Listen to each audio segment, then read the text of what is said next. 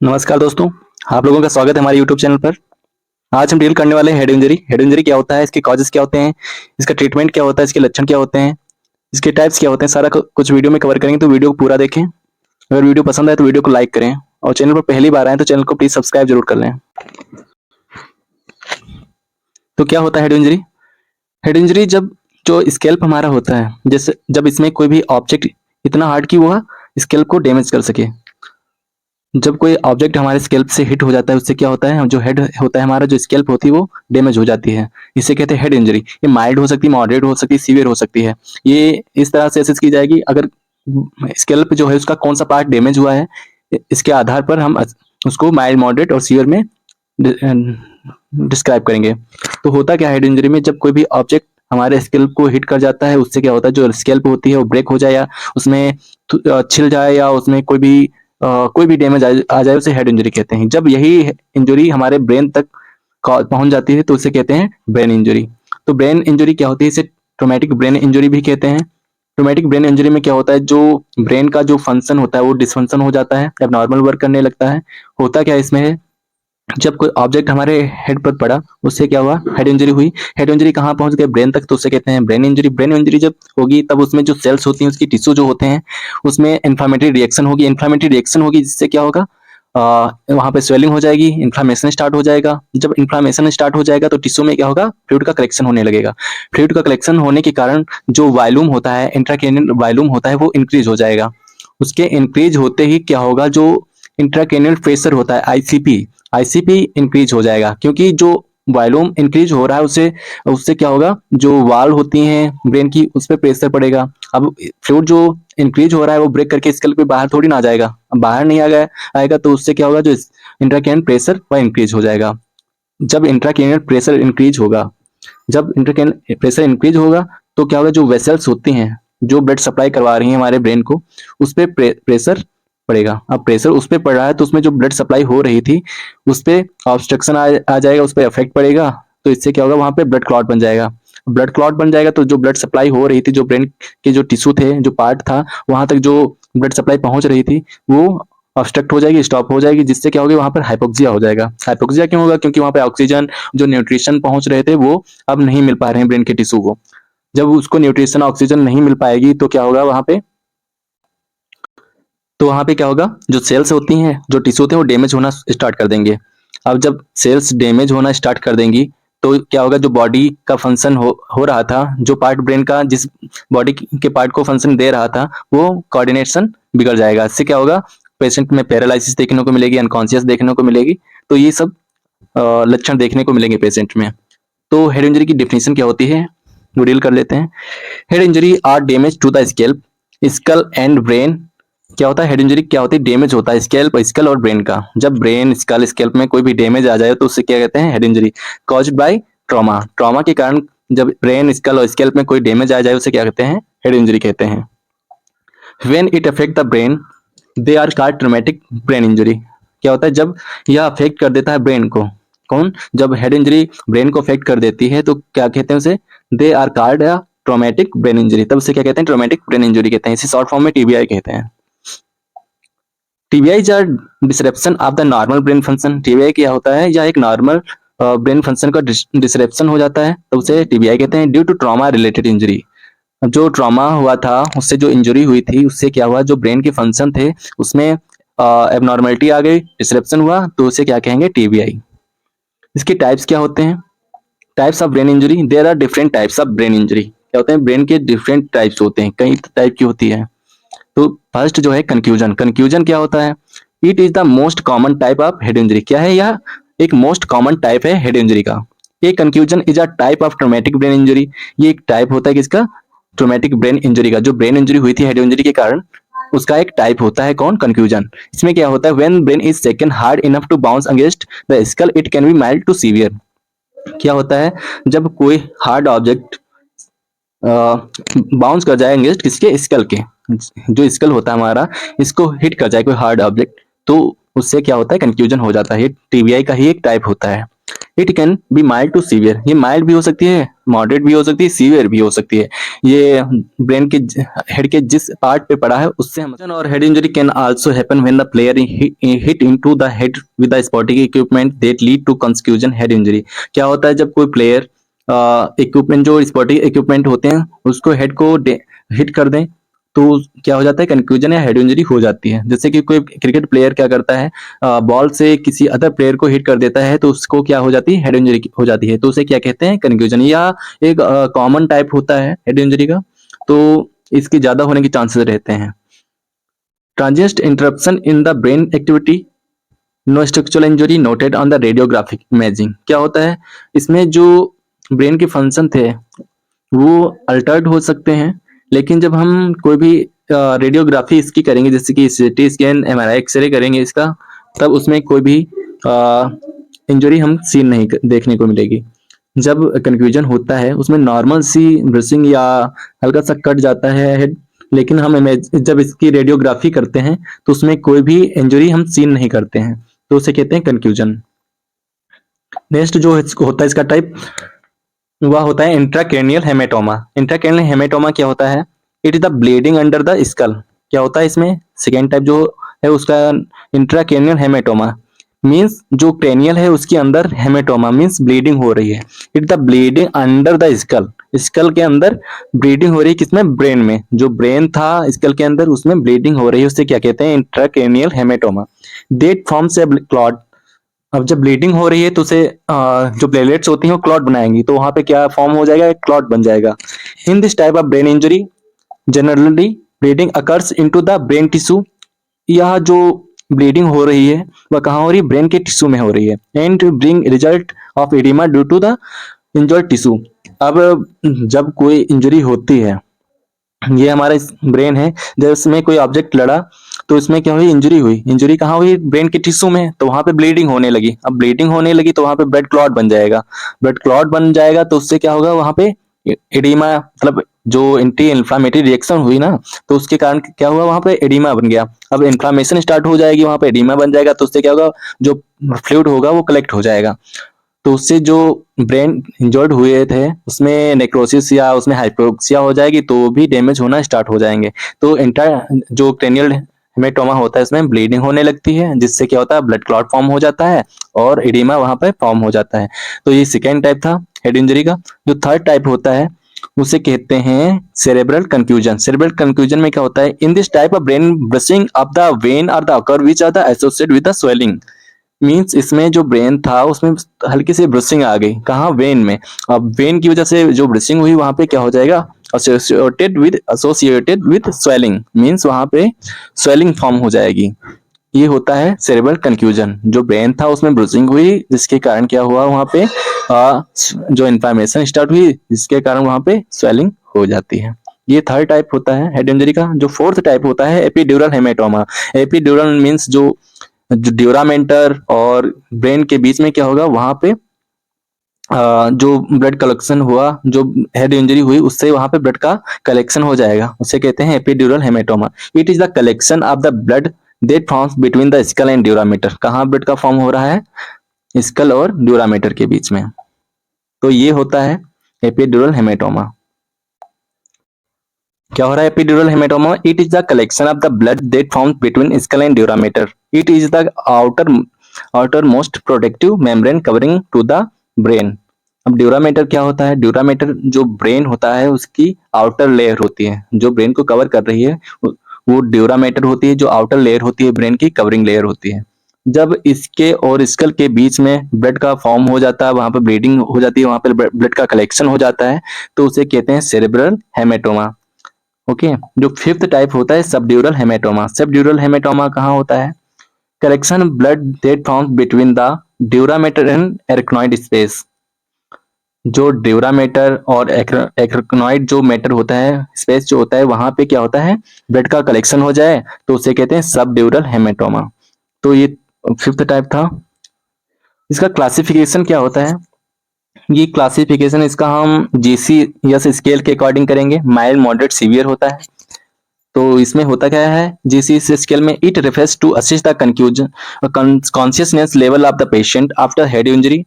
हम इसमें जो कॉन्शियसनेस पेशेंट की होती है वो असिस्ट करते हैं। अब कोई पेशेंट है उसको हेड इंजरी हुई तो उसमें उसका कॉन्शियसनेस लेवल हम चेक करेंगे, इसके अकॉर्डिंग पे हम जीसीएस स्केलिंग करते हैं जो माइल्ड मॉडरेट सीवियर होती है। It's clear still how much time patient will be in unconsciousness.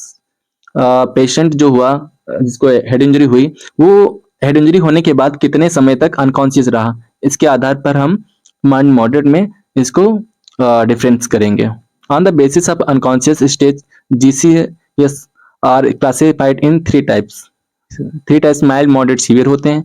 तो फर्स्ट जो माइल्ड होता है उसमें क्या होता है, in this type GCS score will B 13 to 15। इसका नॉर्मल जो होता है स्कोर वो 15 होता है, मैक्सिमम कितना होता है 15। जब इन this type GCS scoring will be 13 to 15। अब जब पेशेंट 13 to 15 के बीच रहेगा तो उसे माइल्ड में रखेंगे, क्योंकि ये जितना ज्यादा होगा उतना ही सिवियरिटी उसमें कम रहेगी। जीसीएस स्कोरिंग में जब 15 रहेगा तो उसमें सिवियरिटी कम है, इसके अकॉर्डिंग हम इसको माइल्ड में रखेंगे। In this type of GCS score will be 13 to 15 and patient will lose their consciousness up to 15 minutes। क्या होगा, जो स्कोरिंग होगी वो 13 to 15 मिनट होगी, स्कोरिंग जो होगी 13-15 रहेगी और पेशेंट अपना जो कॉन्शियसनेस लेवल था वो कितने समय तक खोया है 15 मिनट तक। मींस एक पेशेंट था उसको हेड इंजरी हुई तब हमने उसकी जीसीएस स्कोरिंग की, जिससे क्या हुआ वो 30-15 में रहा स्कोर जो उसका था, तो पेशेंट कितने मिनट तक कॉन्शियसनेस अनकॉन्शियस स्टेज में रहा था 15 मिनट तक। अब सेकेंड जो स्टेज होती है मॉडरेट हेड इंजरी होती है, इसमें क्या होता है, in this type of head injury GCS score will be up to 9 to 12। In this condition patient will loss their consciousness till up to 6 hour. Means जब हम इसकी स्कोरिंग करेंगे तो जो स्कोर आएगा वो 9 to 12 आएगा। इसमें पेशेंट जो होता है जब अपना कॉन्शियसनेस लेवल कितने समय तक खोया 6 आवर तक। पेशेंट अनकॉन्शियस स्टेज में कितने समय तक रहेगा 6 आवर में। थर्ड जो होता है सीवियर हेड इंजरी, इसमें क्या होता है, it is the severe condition of the patient after head injury. या क्या होती है, एक सीवियर कंडीशन होती है पेशेंट की आफ्टर हेड इंजरी, जब उसको हेड इंजरी हुई उसके बाद की जो कंडीशन होती है वो सीवियर हो जाती है, क्योंकि इसमें जो जीसीएस स्कोर रहता है वह 3 to 8 होता है। अब 3 to 8 जो होता है वो, क्योंकि इसमें जो सिवियरिटी होगी वो ज्यादा होगी, इसीलिए इसमें पेशेंट जो होगा अपना कॉन्शियसनेस लेवल जो होगा वो 6 घंटे से ज्यादा खोएगा, क्योंकि इसमें जो पेशेंट था उसको हेड इंजरी इतनी ज्यादा हुई है कि जो ब्रेन के जो फंक्शन थे वो भी अल्टर्ड हो गए, जो न्यूरोलॉजिकल फंक्शन होते हैं वो भी डिस्टर्ब हो गए। इस कारण पेशेंट अपना कॉन्शियसनेस लेवल 6 घंटे तक खोए रहेगा। कॉजेज इसके क्या होते हैं, इटोलॉजिकल फैक्टर क्या होते हैं हेड इंजरी के, जैसे कि road traffic accident. Road traffic accident जो होता है वो मोस्ट कॉमन इसका कॉज होता है। ओके, बाइक से जा रहे हैं, रोड पे फॉल डाउन हो गए जिसके कारण क्या हुआ हेड इंजरी हो गई।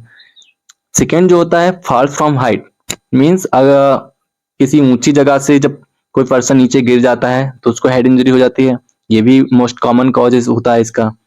थर्ड जो होता है head injury from any object, जैसे कि कोई खड़ा है, कोई ऑब्जेक्ट आया उसकी हेड पे लगा जिसके कारण हिट हो गया हेड और हेड इंजरी कॉज हो गई। फोर्थ जो होता है blunt head injury. Blunt head injury क्या होता है, जैसे कि कोई उसको गोली लग गई, फायर हो गया जिससे क्या हुआ हेड इंजरी हो गई। हाँ, ये बहुत ज्यादा कॉमन इसके कॉज होते हैं। इसका मैकेनिज्म एक्शन क्या होता है, मैकेनिज्म ऑफ द इंजरी कौन कौन से होते हैं, एक्सेलरेशन होता है, डिक्लेरेशन होता है, डिफॉर्मेशन होता है, ये 3 इसके मैकेनिज्म होते हैं इंजरी के। एक्सेलरेशन में क्या होता है, in this type of mechanism of head injury head is fixed and objects are movable. Acceleration में क्या होता है, जो हेड होता है वो फिक्स्ड होता है, ये हेड है ये फिक्स्ड है, लेकिन जो ऑब्जेक्ट होता है जिससे हेड इंजरी कॉज हुई है वो मूवेबल होता है। अब जैसे कोई पर्सन यहाँ पे खड़ा है और यहाँ से कोई बॉल आ रही है, वह जो पर्सन है उसकी हेड को हिट कर गई, तो इसे कहते हैं एक्सेलरेशन।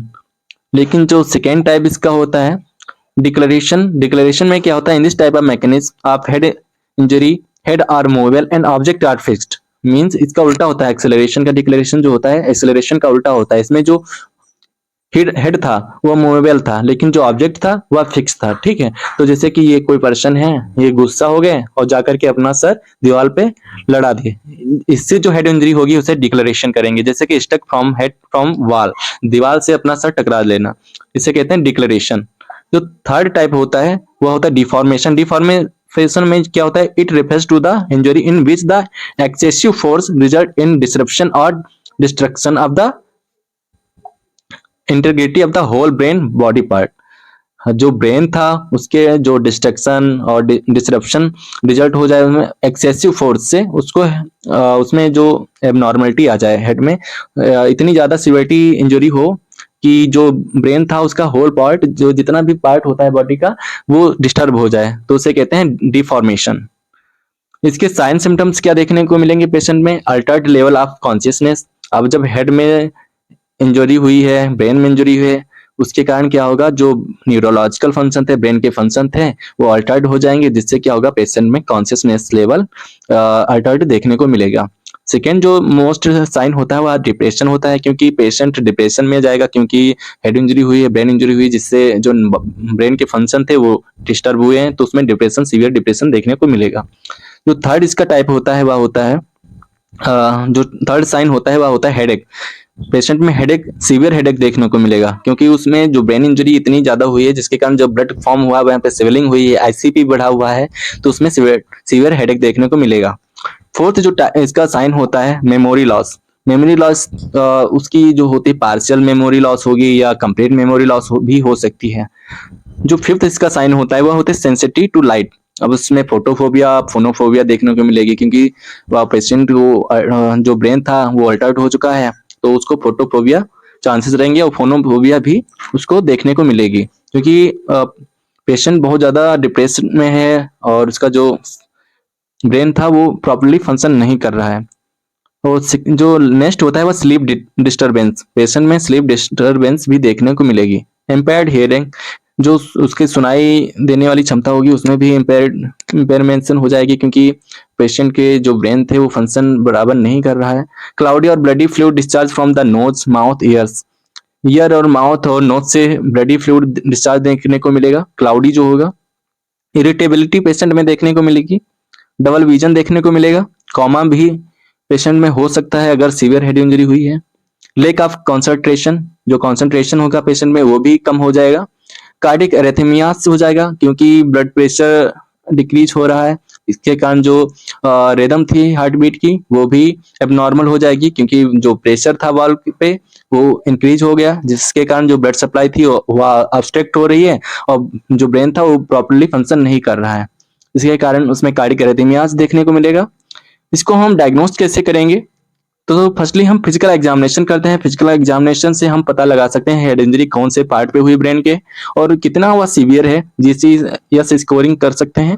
न्यूरोलॉजिकल असेसमेंट करेंगे, एमआरआई करेंगे, अगर हमको देखना है ब्रेन के कौन से पार्ट को अफेक्ट किया है, कौन सा ब्रेन का पार्ट डैमेज हो गया है, तो उसमें एमआरआई, सीटी स्कैन और एक्सरेज करते हैं। इसका कॉम्प्लिकेशन क्या होता है, हाइड्रोसिफेलस पेशेंट में हो सकता है, या कॉम्प्लिकेशन इसका होता है हाइड्रोसिफेलस क्या होता है, build of fluid in the cavities deep with in the brain. Brain की जो कैविटीज होती हैं उसमें फ्लूइड का बिल्डअप हो जाना हाइड्रोसिफेलस कहलाता है। या also called water in the brain, इसको ब्रेन में पानी चला जाना, ब्रेन में पानी भर जाना भी कहते हैं हाइड्रोसिफेलस को। जो सेकेंड कॉम्प्लिकेशन इसका होता है ब्रेन हेरिनेशन क्या होता है। Brain herniation occurs when something inside the skull, skull के अंदर कुछ घुस जाए तो उसे ब्रेन हेरिनेशन कहते हैं। और प्रोसीजर के डेट मूव्स ब्रेन टिश्यू, क्या होता कब है या ब्रेन हेरिनेशन, जब हम उसके प्रोसीजर कर रहे हैं उस समय कोई भी ब्रेन टिश्यू में कोई ऑब्जेक्ट चला जाए तो उसे ब्रेन हेरिनेशन कहते हैं। परमानेंट न्यूरोलॉजिकल डिस्फंक्शन पेशेंट में हो सकता है, कॉम्प्लिकेशन इसका मोस्ट रहता है, क्योंकि जो ब्रेन था वो डैमेज हो चुका है, तो उसमें न्यूरोलॉजिकल डिस्फंक्शन परमानेंट देखने को मिल रहेगा। इसका हम मेडिकल मैनेजमेंट कैसे करेंगे, इसका ट्रीटमेंट कैसे करेंगे, तो फर्स्टली जब पेशेंट हॉस्पिटल में आएगा तो हम फर्स्टली उसकी ब्लीडिंग को रोकेंगे, उसको फोर्सफुली हम उस पर जो ब्लीडिंग हो रही है वहाँ पे गॉजेस पीस लगाकर हम ब्लीडिंग रोकेंगे। उसके बाद उसको फ्लूइड रिप्लेसमेंट थेरेपी देंगे, जिससे क्या होगा, जो फ्लूइड लॉस हुआ है पेशेंट में वो उसमें ऑब्जर्व हो पाए, रिप्लेस हो पाए, जिससे क्या हो, हाइपोग्लाइसीमिया में पेशेंट जाने से बचे, हाइपोवोलेमिया में जाने से पेशेंट बचे। और उसके बाद हम उसको एंटी कन्वल्सिव ड्रग्स देंगे, जैसे कि एंटी कन्वल्सिव क्या होते हैं, एंटी एपिलेप्टिक ड्रग्स होती हैं, जो एंटी सीजर, जो पेशेंट में सीजर आएंगे ब्रेन में डिसफंक्शन होने के कारण, उसको ट्रीट करेगा। इसमें जैसे कि फेनोटाइन और कार्बामेजेपाइन पेशेंट को दे सकते हैं। एनाल्जेसिक ड्रग्स देंगे ताकि पेशेंट को जो सीवियर हेडेक है और जो पेन हो रहा है वो कम हो सके, तो जैसे मॉर्फिन सल्फेट हम पेशेंट को दे सकते हैं। एंटीबायोटिक ड्रग्स देंगे क्योंकि जो फ्लूइड कलेक्ट हो रहा है ब्रेन में वहां पे इन्फेक्शन ना हो, इसके लिए हम एमॉक्सिलिन एम्पिसिलिन देंगे पेशेंट को। ऑस्मेटिक जो डायरेटिक ड्रग्स होंगे वो देंगे पेशेंट को, जो जो आईसीपी बढ़ा हुआ है ब्रेन में उसको कम करेगा, जैसे कि मैनिटॉल दे सकते हैं पेशेंट को। कार्टिकोस्टेरॉइड देंगे, कार्टिकोस्टेरॉइड जो ड्रग्स होती हैं वो देंगे पेशेंट को ताकि जो इन्फ्लामेशन हो रहा है पेशेंट में उसको कम करें, तो इसके लिए डेक्सामेथासोन देंगे हम पेशेंट में। और नॉन स्टेरॉइड जो ड्रग्स होती हैं या नेक्स्ट ड्रग्स जो होती हैं उसको वो देंगे, जैसे कि आइबुप्रोफेन जो ड्रग्स होती है वो हम पेशेंट में प्रिस्क्राइब कर सकते हैं, या जो पेशेंट में जो नॉन स्टेरॉइड ड्रग्स होती हैं उसके रूप में काम में लिया जाता है। सर्जिकल मैनेजमेंट में हम बोरहेल ऑपरेशन करेंगे जो सीवियर कंडीशन के लिए किया जाता है। इसमें क्या करते हैं, जो ऑपरेशन होता है बोरहेल ऑपरेशन, इसमें जो सीवियर कंडीशन होती है उसके लिए हम यूज करते हैं। क्रेनियोटॉमी करेंगे। क्रेनियोटॉमी क्या होती है, एक जो क्रेनियम होता है उसका ऑपरेशन किया जाता है। इसमें बोन जो होती है उसको फ्लेप करके टेम्परेली उसको हटा करके क्या करते हैं, उसमें रिमूव करके उसको स्केल का असेस करते हैं, जिससे क्या पता लगा सकते हैं ब्रेन के कौन से पार्ट में डैमेज हुआ है। अगर वहां पे ब्लीडिंग हुई है, ब्लड क्लॉट फॉर्म हुआ है, तो हम उसको सक्शन करके हटा सकते हैं। और क्या होता है इसमें, to removal of hematoma incision, जो हेमेटोमा वहां हुआ है उसको इंसिजन के जरिए हटाएं, इसे कहते हैं बोरहेल क्रेनियोटॉमी। सॉरी, इसको क्या कहते हैं, क्रेनियोटॉमी। इसमें होल फॉर्मेशन किया जाता है क्रेनियम में। नर्सिंग मैनेजमेंट में क्या करेंगे, firstly assist the condition to the patient and provide treatment on the basis of their severity. जो पेशेंट की सिवियरिटी के अकॉर्डिंग हम उसको ट्रीटमेंट देंगे, और पेशेंट की जो जनरल कंडीशन होगी उसको हम असेस करेंगे, उसके आधार पर हम उसको ट्रीटमेंट देंगे। सेकेंड क्या है, open wound should be covered. जो वुंड हुआ है, जो हेड इंजरी हुई है उसके कारण जो वुंड हुआ है पेशेंट में उसको कवर करेंगे।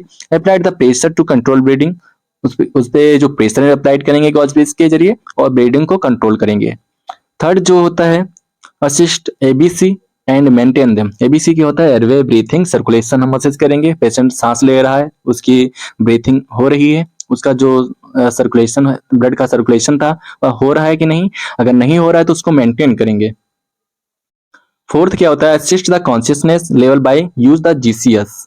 आप जीसीएस स्कोरिंग करेंगे, उससे हम उसका कॉन्शियसनेस लेवल चेक करेंगे। फिफ्थ क्या करेंगे, wound should be clean bye antiseptic solution. जो वुंड था वो क्लीन है किससे, एंटीसेप्टिक सोल्यूशन से, आयोडीन जो होता है उससे क्लीन है कि नहीं हम असिस्ट करेंगे, अगर नहीं है तो उससे हम क्लीन करेंगे। सिक्स्थ क्या करेंगे, assist the neurological condition of the patient. हम उसकी न्यूरोलॉजिकल कंडीशन चेक करेंगे पेशेंट की। फिर क्या करेंगे, patient should not allowed to feed orally. उसको हम ओरली अलाउ नहीं करेंगे, कुछ भी वह मुंह से ना ले, उसको हम अवॉइड करेंगे। Start internal tube feeding with the head elevated position. Head को ऊपर करके हम पेशेंट में क्या करेंगे, आईवी ट्यूब के जरिए उसको क्या करेंगे, फीडिंग करवाएंगे। ओरली हम उसको कुछ भी नहीं देंगे, उसके अलाउ नहीं करेंगे। फिर क्या करें, अवॉइड ऑल एक्टिविटीज। जितनी भी एक्टिविटीज होंगी जो आईसीपी जो इंट्राक्रेनियल प्रेशर था उसको इंक्रीज कर रही हैं, सारी की सारी एक्टिविटीज हम बंद कर देंगे पेशेंट में, अवॉइड करवाएंगे पेशेंट को। Thank you guys, I hope आप लोगों को वीडियो पसंद आया होगा, आप लोग अच्छे से हेड इंजरी समझ गए होंगे। अगर कोई भी डाउट है तो प्लीज कमेंट जरूर करें और चैनल को सब्सक्राइब जरूर करें। Thank you.